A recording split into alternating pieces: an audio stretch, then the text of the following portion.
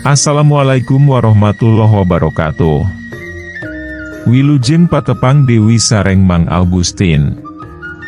Palamitra anu dipihormat dina denget ayuna simkuring Mang Augustin masih medar dongeng dina carios Si Geot, Yasana, Kang Heri Supriyadi. Pihatur rebunuhun oge ka asadayana anu parantos berkontribusi like, komen, subscribe sareng share channel Dongeng Mang Augustin. Nyangga keun carios nyambung, mugi tiasa ngahibur, nyandak pelajaran, oge nyandak mangpaat saseurna. Kirang langgungna disuhun keun karidoan tur tiasa jembar manah ngahapunten sagala rupi kalepatan tur kakirangan. Mugia janten panghibur kana kalbu pangbeberah kana manah.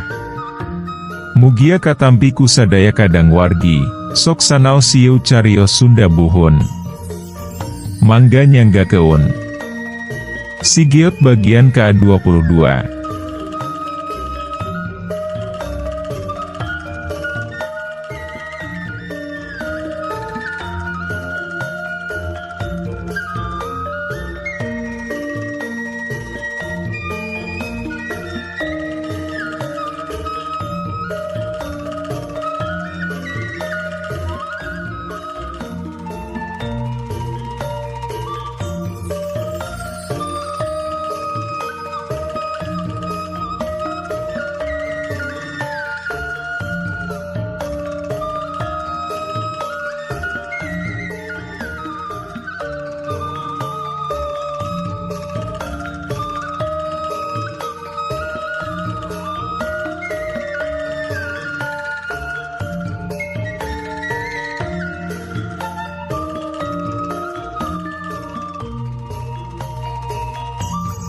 Wanci pauting geus indit ngagulung poya, diganti ku mangsa beurang anu tara sulayan nyuguh keuncaang.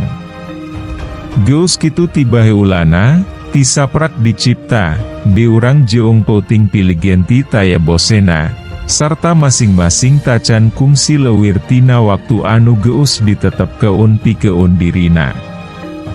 Ku geus lilana tea, hal anu sarupa kitu teh ngan ukur dianggap perkara anu biasa pikeun kalolobaanana jalma maah. Padahal, pikeun jalma-jalma anu dicaraang keun pikir maah, perkara eta teh jadi salah sahiji bukti kakawasaan Gusti, sarta sakaligus jadi pangingat jeung pangeling-pangeling pikeun diri dina saban waktuna, sangkan salawasna syukuran kana mangrupaning nikmat. Jeung kanyah anu dipaparin keun kunu mahanantu keun sagala perkara. Enya, mangrupa salah sahiji nikmat jeung kanyah Gusti bagilirna beurang jeung pauting oge. Pekwi, saupamana teu dicipta wanci pauting pikeun reuro, geus pasti bakal loba jalma anu arwah, alatan uteukna teu eureun muter mikiran rupa-rupa masalah. Ngan ukur dina waktu saraeta pikiran bisa reuruh teh. Jeung teu kabeh kitu deuwih, aya kalana kasusah oge kabawa ka alam impian. Atuh ku ayana dicipta mangsa beurang, urang sarerea bisa ngalakonan ikhtiar, sarta bisa nempo tur nyaksian kana kakawasaan mantena, anu estuning taya bingbilanganana. Paun, perkara eta maah, datang tuna sarerea oge geus ngalarti, malah maah pangartina oge geus leuwih jauh aya di salureun anu ngarekayu carita. Dina mangsa cahya panon poe keur meujuhna moreret erengerengan, harita teh aricap danu maah geus jauh ninggal keun lemburna. Alap-alap anu geus moal salah dewi pasti nyi onah anu geus robah wujudna, kakalayangan jadi panuduh jalan pikeun dununganana, anu keur anjiu cleu sarta satengah ngalumpat keun kuda anu keur jadi tutumpakanana. Teuing wayah kumaha arindit ti imahna, dadina mangsa harita teh sababaraha wewengkon pi lemburan geus kaliwatan. Rek nepungan jawara anu ngaranna nyidangding ti sigana maah cep danu jeung nyi onah teh, salu jeung anu geus diwangkong keun dina mangsa pautingna. Seot burinyai, Jack. Alap-alap nyorot di jajalanaun anu rek diliwatan ku Cep Danu, sarta antukna maah robah wujud jadi jirim Nyi Onah. Cep Danu oge gura-giru bae ngeureun keun kudana. Kuda ngajerehem semu tangga, alatan talina dicentok rada ngadadak. Aya naon, Onah? Cep Danu niuteuk badegana. Antosan heula sakedap, Cep, urang parios heula jalana, bilih teu tiasa disorang nganggo kuda etal ule weungan maah, tembal Nyi Onah, kituna teh bari ditungtungan ku nunjuk hiji leule weungan, anu geus nampeu di hareu peunana. Oh, kudu ngaliwatan leule weungan anu eta? Sumuhun, Cep. Upami mapai jalan anu yeu maah rada ngiruling, anu tangtosna bakal langkung lami lumampahna oge. Nyajung atau pariksa heula. Burinyai, Jack Gleber. Sanggeus meunang idin tinu jadi dunungan maah, harita keneh Nyi Onah robah dewi wujud jadi alap-alap, sarta anu saterusna ngageleber asup ka leule weungan. Sajeroning ngadagoan Nyi Onah, Cep Danu maah turun heula tina kudana, ngadon maseuhan tikoro sarta ngelepus udut, bari ngiuhan dina handapeun hiji tangkal anu aya di eta patempatan. Ari kuda maah barang julut oge langsung dicangcang diukeut amparan jukut anu harejo, sina sakalian nyatu heula. Kawilang lila Cep Danu ngadagoan Nyi Onah teh, udut oge nepi ka ageus beak sababaraha lintingan. Jung, Cep Danu cengkat tina diukna, pane uteukna museur nempoan amparan leuweung anu nampeu di hareu peunana. Sanggeus lila antarana, katembong aya alap-alap anu hiberna mingkin lila mingkin ngadiukeutan. Lila-lila teuing, Onah, ceuk Cep Danu sanggeus eta alap-alap robah dewi wujud jadi jirim Onah. Bari jiung siga nu rada keuheul Cep Danu maah mangsa ngomong kituna teh. Jalana rembet pisan ku kakayaon, Cep. Janten, ku abdi teh dibersihan heula ala kadarna, supados tiasa diliwatan ku kuda.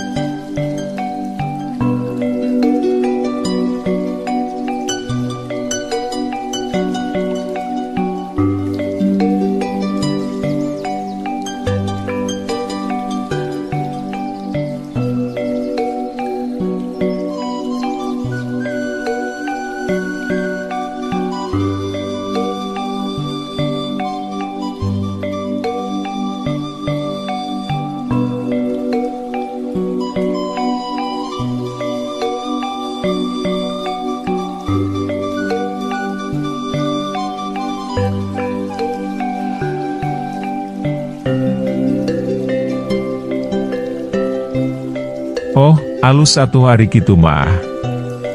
Anu satadina katembong siga anu semu keuheul teh, ari ayeuna maah Cep Danu malah kedal pamuji ka eta badegana.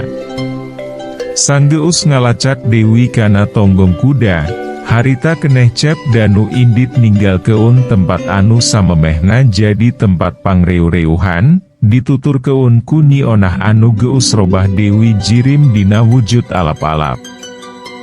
Sabrasna ka jero leule weungan teh, enyawi geus aya jalan anu katembongna rada plung-plung bisa diliwatan ku kuda, sok sanajan ari sakapeung maah kuda anu jadi tumpakan ku Cep Danu teh kudu gujon gajeng, mangsa ngaliwatan anu jalan lalegok, atawa sakaliun manggih catang anu malang di jajalanaun. Sanggeus nyorang lalampahan anu pohara lilana, antukna maah dina mangsa alam geus mimiti reup-reupan teh, Cep Danu jeung Nyi Onah teu burung aranjog ka hiji basisir. Motah jeong pating jelegurna lambak sagara anu neumbragan batu karang, lir anu ngabagiakeun kadatangan Cep Danu Nyi Onah dina mangsa harita.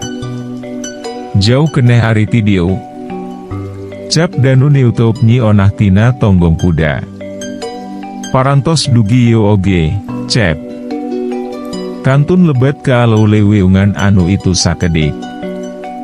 Pandidinya dumukna Nyi Dangding teh, tembal Nyi Onah, ditungtungan ku curugna anu tutunjuk ka apa lebah hiji leuleweungan. Sanggeus unggut-unggutan heula, jerut, Cep Danu turun tina kudana. Gap, ngajuang gembolan anu tita tadi digantelkeun dina tonggong kuda. Yeo, cangcang heula kudana. Cep Danu ngasongkeun tali kuda. Teukum sinembalan, buragiru bae ku Nyi Onah digugu. Kuda dicangcang dina handapaun hiji tangkal. Ari geus nyangcang kuda maah harita keneh Nyi Onah miheulaan asup ka aleuleweungan, dituturkeun ku Cep Danu anu mamanggul gembolan. Sok sanajan kasebutna di wewengkon leuleweungan, tapi jajalanna teh estuning plong-plong di dinya maah, siga-siga anu mindeng diliwatan ku jelema. Ampar leuweung sisi laut.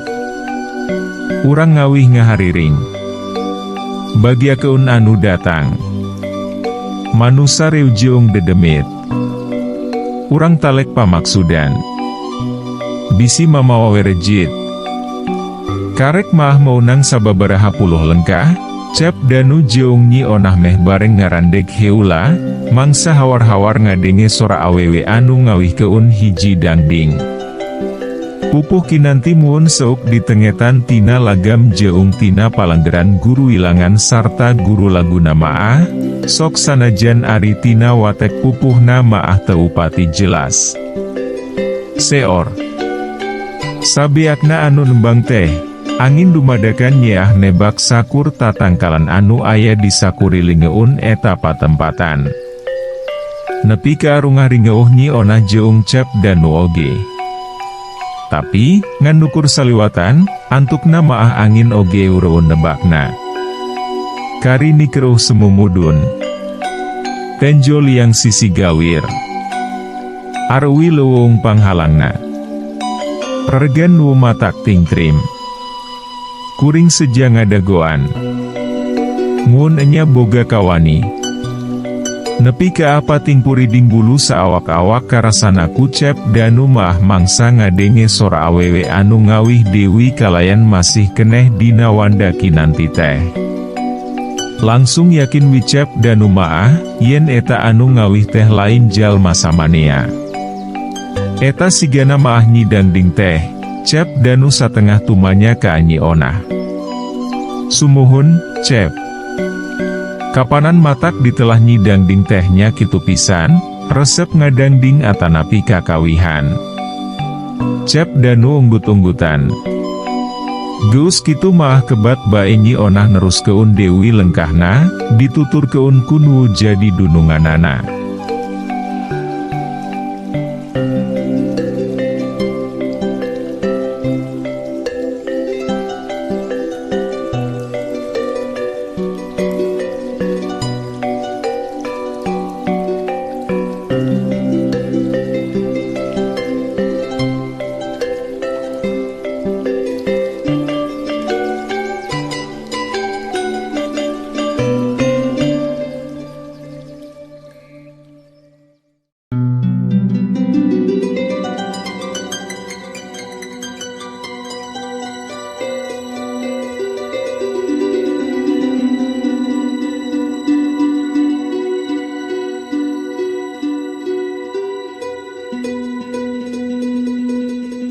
Persis pisan jeung kekeacapan anu samemehna didangdingkeun, jalan anu disorang teh semumudun, sarta anu antukna maah rek, Nyi Onah ngajanteng di hareupeun hiji gawir. Pikeun sakedapan maah Cep Danu jeung Nyi Onah tibang nareu teup buha, anu liangna rada kahalangan ku arei, anu pating rarumbai tina hiji tangkal anu pohara gedena. Oh, ieu tempatna teh. Cep Danu rutret ka anyi onah, jeung kana liang guha anu teu upati jauh ti tempat nangtungna. Sumuhun, Cep. Nanging, mangga winyalira ka alebetna maah, da abdi maah teu wararantun. Teu bisa kitu. Hayu duaan. Sieun, Cep. Hayu, asupna duaan. Cep Danu rada nyentak. Ewo pilihaun sigana maah, bari jeung katembongna siga anu sieun oge. Antukna maah nyi onah nuturkeun lengkah Cep Danu, anu harita geus mimiti ngadeu keutan liang guha. Hapunten pisan parantos kumawantun, Nyai. Abdi dongkap ka dieu wireh ka jurung ku pamaksadan anu pohara pisan pentingna, celengkeungna Cep Danu sanggeus ngajanteng di hareu peun eta guha. Heu. Pek, arasupwi, tembal anu ti jero. Sanggeus siliheret heula, bus, Cep Danu ka eta guha, dituturkeun ku Nyi Onah. Gede ari jerona maah eta guha teh, meh sabanding jeung kalolobaana rohangan imah dina umumna. Sababaraha obor anu narancep dina unggal juru eta guha, cahyana cukup pikeun nyaangan eta rohangan. Sajeroning ngalengkah keun sukuna, paneu teup Cep Danu maah teu eureun nelek-nelek tonggong hiji awewe anu keur diuk dina kaayaan nukangan, dina hiji batu anu ngajemprak di tengah-tengah eta guha. Geus kolot pisan sigana maah eta wewe anu keur nonggongan teh, dabukna anu ngarumbai semet cangkengna oge, kelirna geus bodas kabeh. Sanggeus Cep Danu jeung Nyi Onah patinjaran teng, eta awewe oge kebat bae malikeun awakna. Jauh pisan jeung panyangka, sabab tetela ari geus malikeun wakna maah keureutan beungeut eta awewe teh katempona caan kolot-kolot teuing, malah maah masih keneh atra sesa-sesa kagiulisanana. Hapunten pis. Dariuk heula. Samemeh Cep Danu cacap nyaritana teh, eta awewe gancang nempas, sangkan dua semahna dariuk heula. Cep Danu jeung Nyi Onah gancang arumbuk sarta ngagugu, gura-giru diuk nyang harupan eta awewe, anu tayohna maah Nyi Dangding tea. Heu, geuning anak buahna Nyi Manik anjeun maah. Nyi Dangding maah siga anu wawuheun sanggeusna nelek-nelek Nyi Onah teh. Sumuhun, Nyai, tembal Nyi Onah semu pupurungkutan, siga anu siuneun pisan. Heu. Ari maneh saha, jeung mawa pamaksudan naon pangna datang ka adiu. Paneu teup Nyi Dangding pindah ka Cep Danu. Eu wasta abdi mah Danu, kawit ti lembur legok moncang. Rehna dongkap ka adieu teh, maksad utamina maah seja nyuhun keun bantosan ti salira, tembal Cep Danu kalayan basa awak anu pohara pisan rengkuhna. Mentapi tulung naon? Teu-teup Nyi Dangding pohara seukeutna. Abdi teh gaduh dengdem ka hiji jalmi, Nyai. Kapungkur, pun anak aya anu ngiwat, anu saterasna maah dipateni. Tah, ayeuna anu ngiwat pun anak teh kagungan putra anu teu acan lami borojolna. Cep Danu ngarang carita.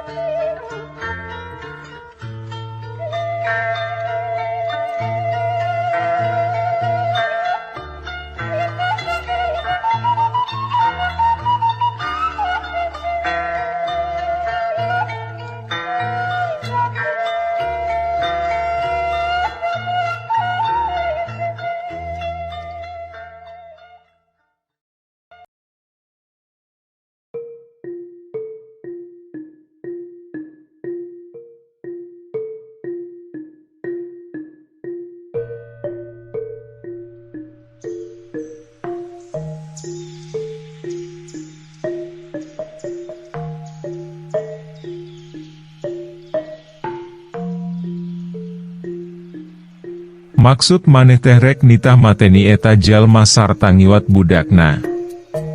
Nyi Dangding gancang nempas. Nu penting mah ngiwat orok nawi, Nyai. Ari perkawis jalmi anu kapungkur ngiwat pun anak maah teu kedah dipateni. Terus maksud maneh mah hayang mateni orok na wungkul? Hiu teu boga salah nanaon eta orok maah. Embung kuring maah teu hayang mantuan. Ih, moal dipateni, Nyi. Teu tega abdi oge ari kedah mateni orok maah. Bade dikukut wisiga ka putra nyalira. Maksad abdi maah mata kieu petate, supados eta jalmi ngaraoskeun kumaha nalangsana kai calan murang kalih anu pohara pisan dipikanya ahna. Hem teu hayang kuring maah, geus teu hayang pipilueun kana urusan manusa. Jung mending oge ayeuna maah ge ura marulang. Tulungan, Nyai. Upami Nyai teu kersa nulungan, kedah kaasaha Dewi abdi nyuhun keun pitulung teh, da ari ka bangsa lembut sapertos si onah maah teu tiasa, margi ka lembur pamegaran maah bangsa lembut teh teu tiasa lebet, da dipager. Oh dumugna eta jalma teh di pamegaran? Memang hiu baheula, lembur eta maah dipager ku jalma anu ngaranna Surya, sang geusna ngusir karajaan dedemit anu ngageuh-geuh di eta wewengkon. Tapi, perkara ngiwat orok maah, kuring tetep teu hayang nulungan, hiu.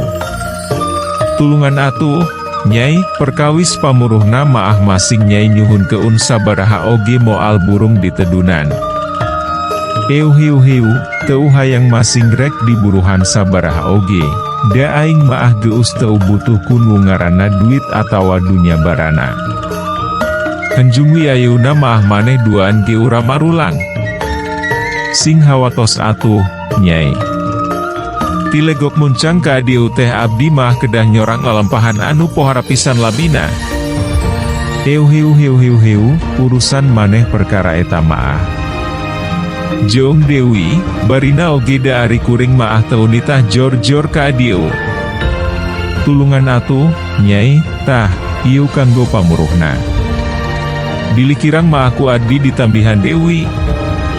Cap Danu Guragiru ngaluarkeun kanjuk kundang tina gembolan anu dibawana, anu tetela eusina teh rarangken emas jeung duit anu pohara lobana. Hiu, teu butuh nu kitu patut ceuk tadi oge kuring maah. Teu kungsi nembalan, Guragiru bae Cap Danu maah kurah koreh Dewi kana gembolan anu dibawana. Gorehel, ngaluarkeun hiji boneka. Mirip pisan jeung budak lalaki eta boneka teh. Sok, ditunda di hareupeun Nyi Dangding. Pikeun sakedapan maah Nyi Dangding oge tibang neu teup eta boneka. Tapi teu lila, gap, eta boneka diapangku, ditewe teup sarta disidik-sidik. Tel, Nyi Dangding ngantelkeun tungtung curugna, kana ruhak cempor anu henteu disundut. Anu saterusna maah, curug Nyi Dangding ditetel keuh kana pipi katuhu eta boneka. Siga karang katempona teh. Duh kasep anaking jimat awaking. Paneumbleuhan rasa. Ngait dina sanubari. Kadiuduh tayelasna. Kalayan sora anu dareuda, nepi ka apa tingkaret lak cimata Nyi Dangding maah mangsa ngahaluang keun kawih dina wanda pupuh mas kumambang bari ngusapan eta boneka teh. Aneh, sok sanajan teu nyaho kana jujutan jeung musababna pangna Nyi Dangding nepi ka akitu peta, Nyi onah jeung Cap Danu oge ujuk-ujuk carurik nepi ka ngaguguk, siga anu kanyenyerian pisan. Lumayan lila pangusi guha carurik nepi ka ngaguguk sarta inghak-inghakan teh. Heuk, kuring baris nyumponan kahayang maneh. Tapi hiji syarat, pangieun keun Dewi boneka anu leuwih gede ti ieu, anu dedegna sapantar pisan jeung budak anu umurna karek 7 tahunan. Dina sela-sela inghakanana, Nyi Dangding nyarita ka Cep Danu. Ema mangga, Nyai, tembal Cep Danu dina kaayaan eurih-eurih heun keneh. Jung, ayeuna mah giura mulang. Engke kuring nyusul ka pancicingan. Sanggeusna ramitan, dina kaayaan ing sreuking-sreukan keneh Cep Danu jeung Nyi Onah kalaluarti eta guha. Kawih Nyi Dangding dina wanda pupuh Mas Kumambang anu matak ngageuri kana ati, ngawuhan ka asa budi ureun eta leuleungan, mirik lengkah Cep Danu jeung Nyi Onah anu mingkin lila mingkin ngajauhan. Euh, waktosna seep. Caag hanca. Urang simpen di handeuleum sieum paragi nyokot ninggal keun, enjing urang sampeur Dewi, hapunten palamitra kanggo nyumangetken sim kuring, Mang Augustin ngadongeng teh, nuhun keun di subscribe, di like sareng di share, atanapi di komen manawi masih aya keneh nu resepun kana dongeng, supados teu kakantun carios salajeungna. Mangga permios. Anu gereulis karasep anu hoyong carita kisah kasih dinamika romantis remaja. Mangga dangu keun carios nyambung bentang pasantren. Nu tos sarepuh geunga dangu carios ieu maah bakal kabawa asa ngora Dewi. Kangge nu resep cerita silat. Mangga dangu keun amjer lawan Raja Bangsat sareng Rawarontek di channel YouTube Mang Augustin.